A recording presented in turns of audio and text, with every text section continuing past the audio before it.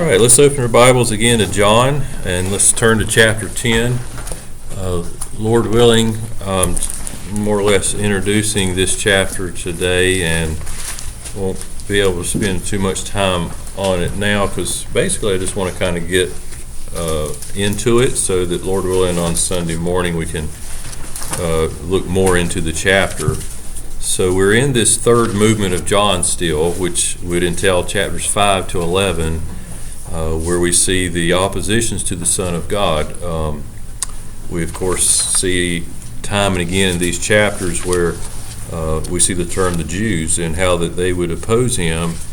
The first situation in chapter 5, we see he healed a lame man on the Sabbath day, and then the dialogue that followed, they end up, the Jews, with two reasons for wanting to take him. He had healed someone on the Sabbath, and then he clearly made himself to be God, and neither made them happy. So we see from that point on, in these middle chapters, we see continued opposition. However, in every chapter, we see an opportunity the Lord takes the narrative and uses that for a dialogue to teach about himself and to carry on the theme of the book of John, his deity. And so he would continually in these chapters point out that he must go away, and that he and the Father work as one, that the Father sent him. And so he keeps reiterating these same themes within the narrative. And many of the narratives of this section would be where the I ams of John are found.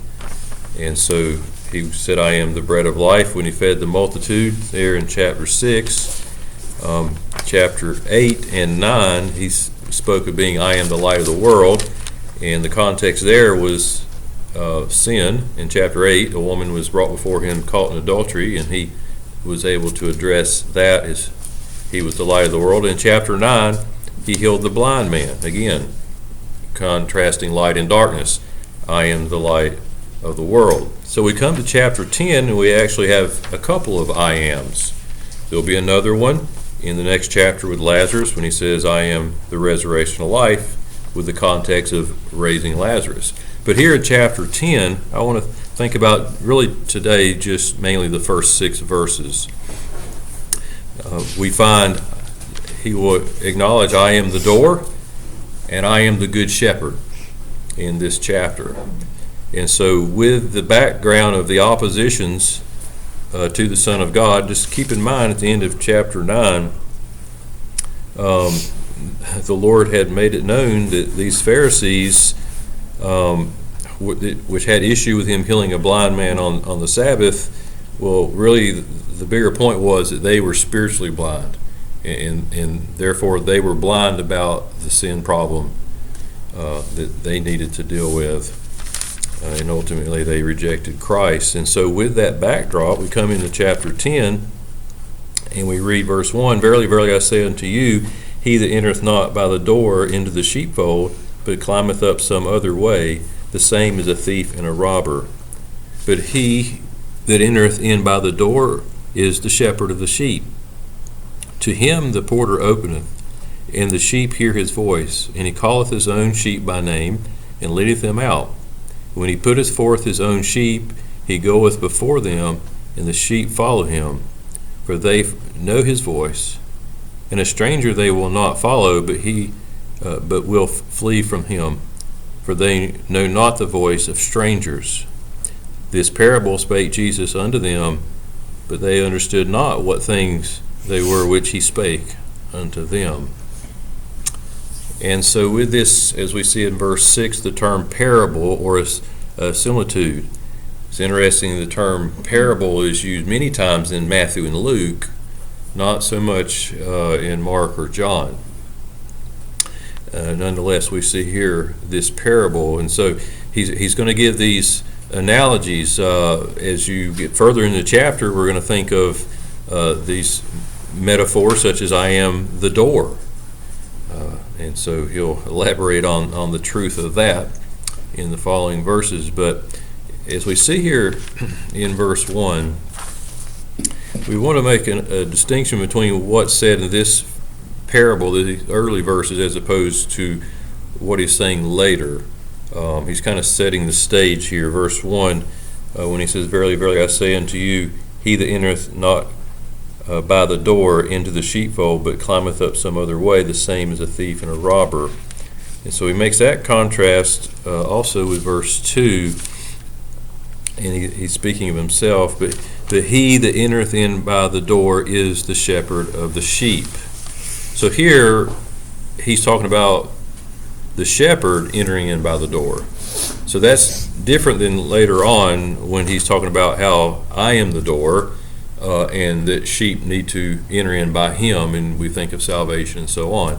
But first, here is talking about the shepherd entering in by the door. So he's contrasting that himself with those that are a thief and a robber. So again, here it is in this time, this section of John, when we find all the opposition. Those that were spiritually blind, he had just been talking to, and they didn't understand, or they didn't want to hear the truth. And so as they oppose him, he's pointing out that he's the shepherd. He's the one that has come in by the door. As you read further, it mentions a porter. We'll notice that a couple verses down. We'll see that in a moment. But the shepherd himself enters in. He's the one the Old Testament has been talking about. He's the one, the Messiah, that time and again was saying he will come, and it describes both his first and his second advent. And so when you think in those terms, that term, the sheepfold in verse 1, it seems to be speaking of the Lord's coming to Israel. He has come. He is the one that is back in the beginning of the Gospels, even here in John the Baptist spoke of.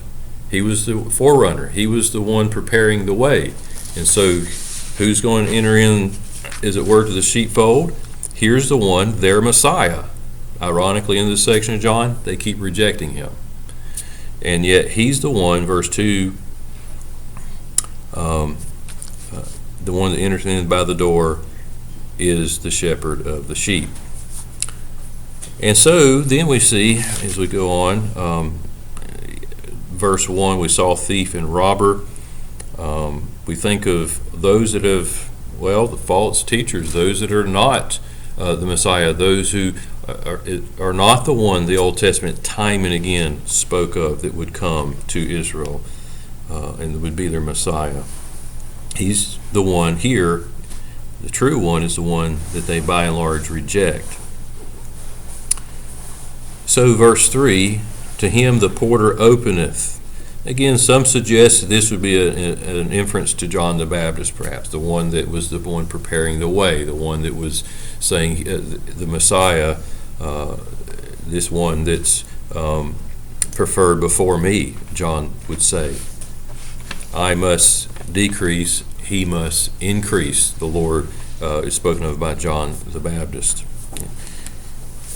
And so as we notice there, this is a contrast to what later we see when we're going to talk about the Good Shepherd and the Lord, what he does in saving souls. Here we see him coming in and as the Messiah, coming in as the one that's making the offer to Israel, but they reject. And so with this, it's interesting to think back how much was actually said in the Old Testament about him. Just a few pages before Luke 24, that familiar passage, when he's on that road to Emmaus, and he would speak about things concerning himself from the Old Testament scriptures. In Luke 24, again, this is fast-forwarding time-wise to his post-resurrection ministry, but 24:27, and beginning at Moses and all the prophets, he expounded unto them in all the scriptures the things concerning himself. And we see a similar note there in verse 44 when he mentions the things written in the law of Moses and the prophets and the Psalms. So that's describing the general aspects of the Old Testament. It spoke about himself, the Lord Jesus says. So whether we walk through and remind ourselves of the Psalms, the Messianic Psalms, like chapter 2 of Psalms, we see him as the king. We see him as the son in chapter 8. We see him as the resurrected one in 16. In 22, we see, looking back at the cross. 23, we think him presently, as we see in this chapter, as the shepherd. 24 is looking future to the king. 40, we see him as the pictured through the burnt sacrifice, giving himself wholly unto God. 41, we see a reminder of how there will be that Judas Iscariot that would be the one that would betray him. And then we see 45, I believe, maybe another reference to him as the coming king. 68, we see the ascension that Ephesians talks about, the one that ascended on high. 69, we see him as the trespass offering. 89, another reference to him as the king and the one with the throne. 102, he's the immutable God that Hebrews talks about. 110, he's the one, the high priest after the order of Melchizedek. In 118, he's the chief cornerstone. So those are like a dozen and a half psalms. They're messianic psalms. And so that's just a sampling of the things the Old Testament had to say, looking toward that one that would come. And then you can go through in a similar way in Isaiah and see various reference after reference after reference, particularly chapter 53, of details about the Messiah that would come hundreds of years later. And so now we see he's the shepherd of the sheep. He's the one that would come in by the door, and we see he's the one that is the Messiah. And so with that, we notice there in verse 4, 5, and 6, we see this word of voice. And so that's interesting. Verse 4, and when he putteth forth his own sheep, he goeth before them, and the sheep follow him, for they know his voice. A stranger will they not follow, but will flee from him, for they shall not know the voice of strangers. There's a contrast. And I believe you saw it back in verse 3 as well. To him the porter openeth, and the sheep hear his voice. So we see voice, verse 3, 4, and 5. It's kind of interesting how if you go back to the beginning of this section, chapter 5, when he was talking about his perfect unity with the Father, there he mentioned the term voice a few times. For example, 5:25, you might recall, verily, verily, I say unto you, the hour is coming, and now is, when the dead shall hear the voice of the Son of God, and they that hear shall live. Verse 28, marvel not at this, for the hour is coming, in that which all that are in the grave shall hear his voice. And then verse 37, and the Father himself, which hath sent me, hath borne witness of me. Ye have neither heard his voice at any time, nor seen his shape. And so again, talking to those that were opposing him, he was speaking time and again about aspects of how he and the Father were one. They were always worked in perfect unity. And so he brings that term voice before us. We'll go back to our text of John 10. Later on in the next part of the study, we'll see he'll mention the word voice again in chapter 10. He'll pick up in verse 16 and 27 as well. So when we think of this thought of hearing a voice, in a sense it's responding. Who will, as he sometimes says, you will not, who will hear his voice? Who will respond to him? Who will accept him? And who's going to keep opposing him as the true Messiah? Who is going to hear his voice? So in John 10, we see, of course, verse 5 shows the opposite of following the true Lord is, he talks about they know not the voice of strangers, and so on. Well, we see this kind of just tied up there in verse 6, where it mentions that this is a parable, and they understood not what things they were which he spake unto them. And so Here, from the end of chapter 9, those that were spiritually blind, in like manner, here's a parable they don't understand. And so when you see parables, again, Matthew and Luke more so, we're reminded of ones that have eyes but cannot see, those that have ears but cannot hear. You think of some of the prophets who use that type of language. And so the Lord would spell things out, and he would use parables, he'd use metaphors, he would use allegories, and those that would not hear did not understand these parables, it seems. So with that, I'm going to stop there. Lord willing, we'll pick up Sunday at verse 7 and try to get into I am the door and I am the good shepherd. So I'll just stop, and if any of the brothers want to add something to that.